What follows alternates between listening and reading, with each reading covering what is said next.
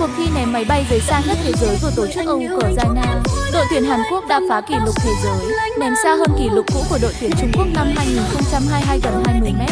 Và sau đây là cách cất máy bay siêu xa của họ.